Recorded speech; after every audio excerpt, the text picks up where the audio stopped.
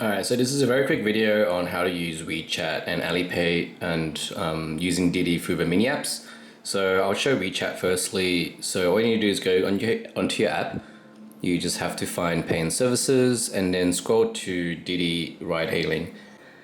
It's pretty straightforward. You have English as well. So for example, if I put my pickup location, Shanghai, as you can see, departure gate 23, terminal 2, Shanghai Pudong International Airport. It's pretty English friendly because they know a lot of foreigners use this. And you can notice if you put a lot of like the English, for example, if you're hotels, you put Pullman, whatever. I put shopping centers in English, etc. Sometimes if it doesn't work, then you could take the Chinese off Google Maps and just chuck it in. But generally English, especially if you're going to big locations, works pretty well. So I have it linked to my WeChat wallet, but you can simply just link it to your foreign credit card. And I would recommend highly setting this up before you leave with your local number. So I'm just gonna show you AliPay now. So when you open your app, if your Didi isn't here, all you need to do is click on more and then your Didi should be there. And you click on that and there is exactly the same app basically. The biggest thing that I like about AliPay is WeChat sometimes has problems with foreign credit cards, which I ran into, but AliPay did not have this problem. So if you have any issues with foreign credit cards not being able to pay and stuff like that, I would highly recommend trying AliPay first over WeChat. At least that's my experience. Everyone's different. Everyone has had a different experience, but that's at least what I have found. Another pretty cool feature of AliPay is the translate button. So all you need to do is click on translate here. And generally it will translate everything you need to know.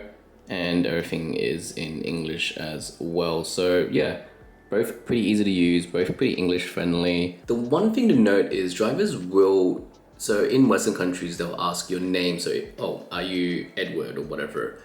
In China, they'll probably ask what is your last 4-digit number? So they'll say it. So they'll be like, so for example, if your number is 6254, ends in 6254, they'll probably say is your number 6054. And you actually kind of need to know, maybe at least sound it out. So maybe just remember what your 4-digit number might sound like and just say yes. And once they realize you can't speak Chinese, or if you're a Westerner, they'll probably try to communicate in English, or they'll probably just give up, to be honest.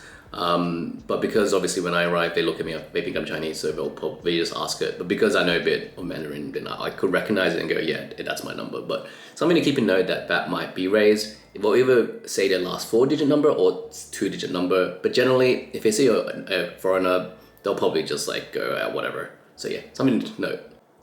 Also, the last thing to know is that you actually have to you have to pay. So with Ubers, it pays automatically once the trip is done.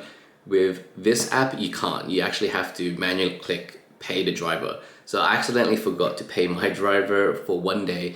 And when I had to use the app again the next day, I realized, oh crap, I didn't pay my previous driver, which is my bad. But it means that you can't use the app afterwards. So there's something to keep in mind that you just have to pay the driver afterwards. Otherwise, you can't use the app anymore. But yeah, something to note, just make sure you pay your driver afterwards. It is an annual process, unfortunately. Anyway, that's it. Hopefully this video helps. I'm going to run a lot of other videos around my experience around China and stuff. So make sure you like and subscribe, and I'll see you in the next one. Cheers.